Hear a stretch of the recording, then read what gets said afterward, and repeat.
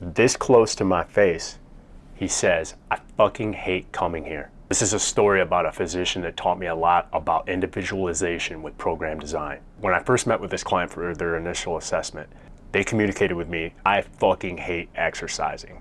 I'm thinking in my head, this is no big deal. This has been a challenge I've encountered before. Oftentimes with any coaches that have worked with enough people, I'm not talking about bodybuilders, I'm not talking about athletes, I'm not talking about people that go to the gym with the goal of increasing performance metrics. I'm talking about your everyday people that simply want to be healthier, more fit, happier versions of themselves. Oftentimes it's not about the science of program design and how we're seeking training adaptations and our programs build on top of one another over time and we realize and achieve those specific adaptations.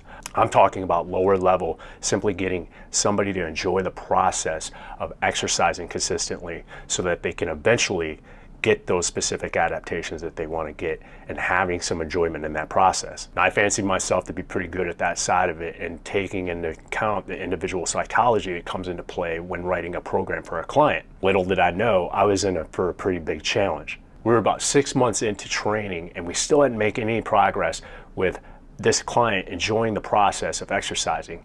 Every single time they would come in, they were communicating with me how much they did not enjoy this, how much they did not want to be at the gym. So I mentioned how that client came up to me and said, "I fucking hate being here." I stayed calm and I simply said, "If nobody's forcing you to be here, if you'd like a refund, let me know. I can refund you for this month. We won't charge you any more beyond this month."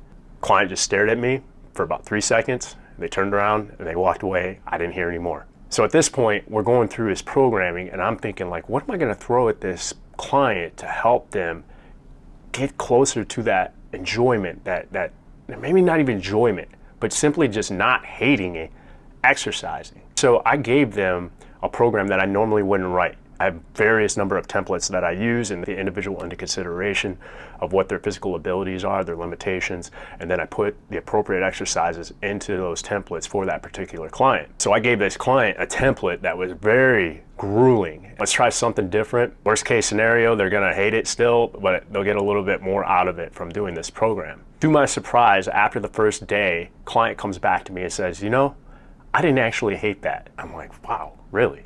Okay. I would have never, this template that I used, I would have never used that in most situations for a person. This specific instance I did. I was kind of lost at what to do to help get this person away from that side of the spectrum where they hate exercising so much so that they could get a little closer to feeling at least neutral about it and that it's not something that they dread, something that they mildly look forward to. Maybe they don't even look forward to it, but once they actually come here, they're happy that they're here. And once they leave, they maybe have that gap between them, the time that they leave and their next session where they're just like, I really don't want to go, but I'll end up going. And over time, we can build on top of that. It's a long process, but we can eventually get there. And so what we did is we kept rolling with this template program after program after program, just kept changing the exercises. And eventually the client stopped the communication of, "I don't want to be here. I don't like being here. I hate exercise." They'll still joke with me about that, but they've become much more engaged in their process. And now we're looking at the longer haul. We're having better conversations about what the long-term goals are for this particular individual and having a better understanding of what their level of commitment needs to be to achieve those goals. The bottom line is cookie cutter approaches don't work. You have to take not only the science of training into consideration with writing a program, but oftentimes you'll end up having to take the psychology of the individual into consideration when writing your programs. As a consumer, you pair yourself up with a professional that understands that and help you overcome that lack of desire with exercise or that lack of enjoyment that comes with exercise and help you create a program that's specific to you and your goals, also gets you in the headspace of where you can start to enjoy the process.